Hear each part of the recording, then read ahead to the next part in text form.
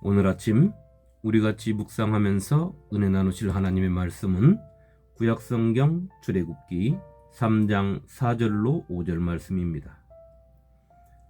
여호와께서 그가 보려고 돌이켜 오는 것을 보신지라 하나님이 떨기나무 가운데서 그를 불러 이르시되 모세야 모세야 하시매 그가 이르되 내가 여기 있나이다. 하나님이 이르시되 이리로 가까이 오지 말라. 내가 선 곳은 거룩한 땅이니 내 발에서 신을 벗으라. 아멘. 모세가 나이 80에 드디어 하나님을 만났습니다. 그런데 하나님과 모세의 만남은 모세가 그의 장인의 양떼를 몰고 하나님의 산 호렙에 도착했을 때 그의 눈에 들어온 이상한 광경을 모세가 발견하면서부터입니다. 아니, 더 정확히 말씀드리면 하나님께서 호렙산 불붙은 떨기나무에서 모세를 기다리고 계셨던 것입니다. 불이 붙으면 금방 타서 꺼져야 할 떨기나무에 계속 불이 붙어 있는데 그것을 보고 그냥 지나갈 사람이 어디 있겠습니까? 하나님께서는 그렇게 모세를 기다리셨습니다. 모세가 보니 불이 붙은 떨기나무 가운데로 하나님의 천사가 자기를 향해 나왔습니다. 그런데도 떨기나무에 붙은 불은 꺼지지 않고 계속해서 타고 있었습니다. 모세가 그 이상한 광경을 보려고 돌이켜왔습니다. 하나님께서 떨기나무 가운데에서 모세를 다급히 세우셨습니다. 모세야 모세야. 모세가 대답했습니다. 내가 여기 있나이다. 하나님께서 명령하십니다. 이리 가까이 오지 마라. 내가 선 곳은 거룩한 곳이니 내 신발을 벗어라. 오늘 하나님은 모세를 이렇게 대면하셨습니다.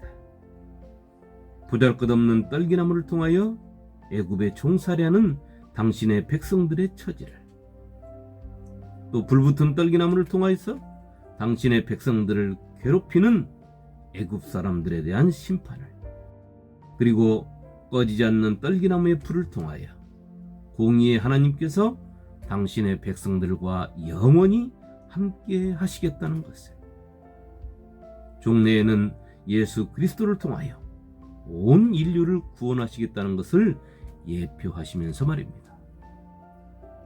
하나님께서는 모세에게 이스라엘 백성에게 그리고 애굽왕 바로에게 가라고 명령하셨습니다. 그 명령을 받은 모세가 첫 번째 하나님께 물은 것이 하나님의 이름이었습니다. 내가 이스라엘 자손에게 가서 이르기를 너희 조상의 하나님이 나를 너희에게 보내셨다 하면 그들이 내게 묻기를 그의 이름이 무엇이냐 하리니 내가 무엇이라고 그들에게 말하리이까. 이 질문에 하나님께서 당신의 이름을 알려주셨습니다. 그런데 이 질문이 얼마나 큰 물음인가를 하나님의 말씀으로 우리는 알 수 있는 것입니다. 하나님이 모세에게 이르시되 나는 스스로 있는 자이니라. 또 이르시되 너는 이스라엘 자손에게 이르기를 스스로 있는 자가 나를 너희에게 보내셨다 하라. 출애굽기 3장 10절 말씀입니다. 하나님이 모세에게 말씀하여 이르시되 나는 여호와이니라. 내가 아브라함과 이삭과 야곱에게 전능의 하나님으로 나타났으나 나의 이름을 여호와로는 그들에게 알리지 아니하였고. 출애굽기 6장 2절로 3절입니다.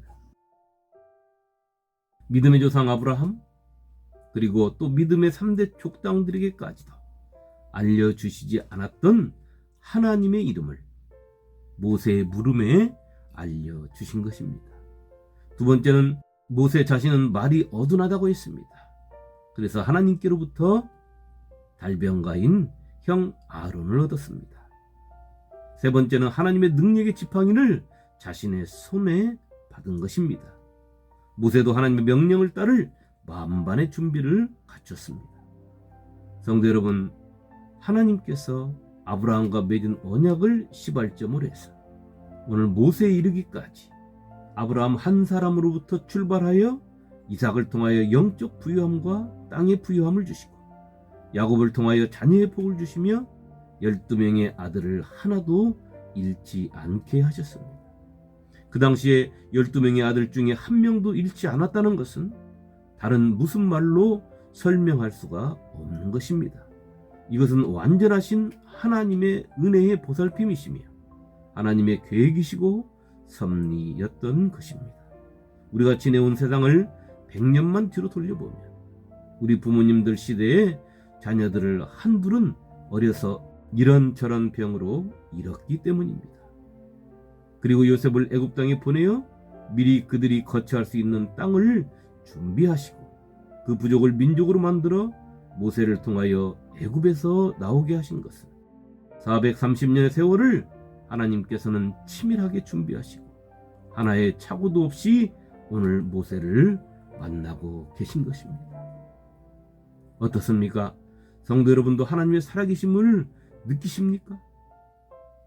저는 이 말씀을 통하여 전율을 느낍니다. 왜냐고요? 그렇지 않습니까?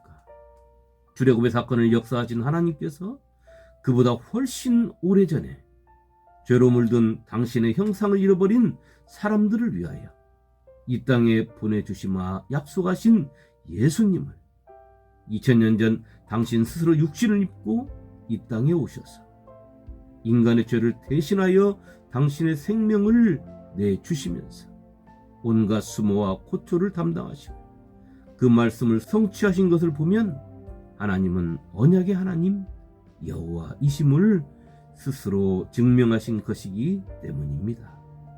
모세에서 계속해서 말씀하신 이름 나는 여호와니라. 나는 사람들과 약속하면 어떤 일이 있어도 꼭 지키는 하나님이다.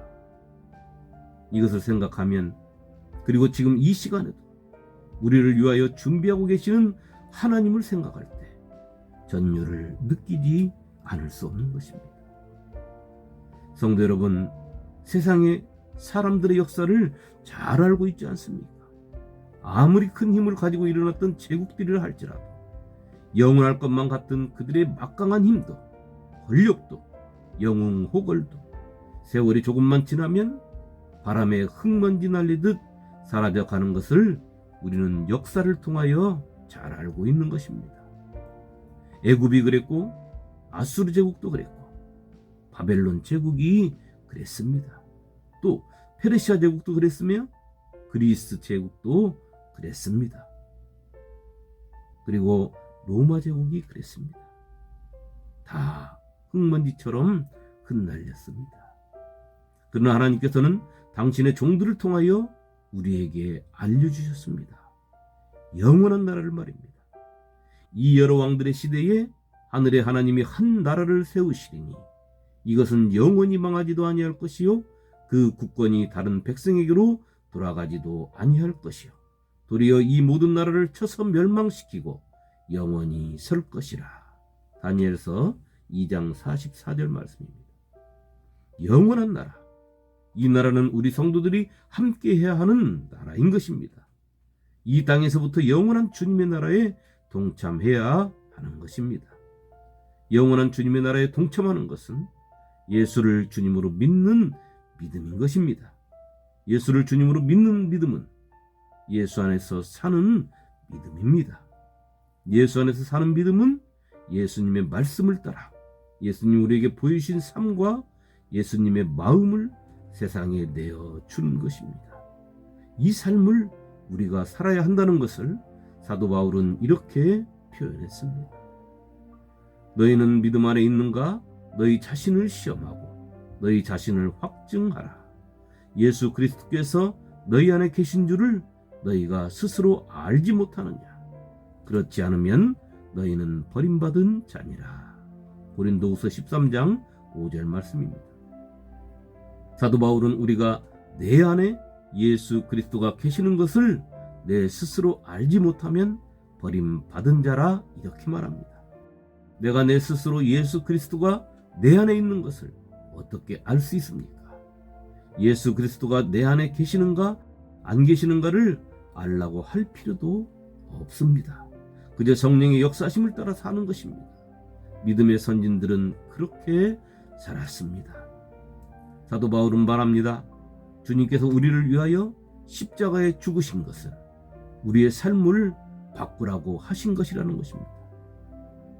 그가 모든 사람을 대신하여 죽으심은 살아있는 자들로 하여금 다시는 그들 자신을 위하여 살지 않고 오직 그들을 대신하여 죽었다가 다시 살아나신 이를 위하여 살게 하려 하심이라. 고린도후서 5장 15절 말씀입니다. 예수를 주님으로 믿는다는 것은 나만을 위하고 살던 이기적인 삶을 버리고 주님을 위하는 삶을 말합니다. 주님을 위한 삶은 우리 주님께서 그랬듯이 하나님을 사랑하는 사랑으로 내 이웃을 내 몸과 같이 사랑하는 삶인 것입니다. 땅에 소망을 두고 살았던 삶을 하늘의 소망을 두고 사는 삶입니다. 육체의 즐거움을 쫓아 살던 삶을 하나님의 형상을 닮아가는 삶으로 바꿔지는 것에 기쁨을 누리며 사는 삶입니다. 이 삶이 성령의 역사를 따라 사는 삶입니다. 이런 삶을 사는 성도는 그 삶에 예수의 흔적을 갖게 됩니다. 그래서 사도 바울도 갈라디아서 6장 17절에 그렇게 고백했습니다.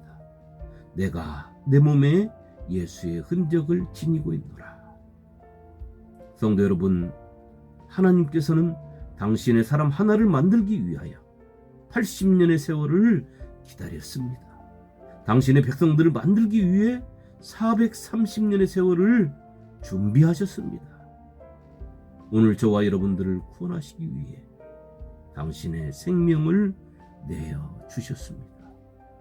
하나님은 오늘도 저와 여러분들을 당신의 사람으로 만들기 위하여 온 힘을 기울이고 계십니다. 우리도 하나님의 사람이 되기 위하여 모세처럼 하나님 앞으로 나아가야 합니다. 그리고 하나님을 만나야 합니다. 오늘 하루 내가 믿는 하나님을 다시 바라보시기 바랍니다.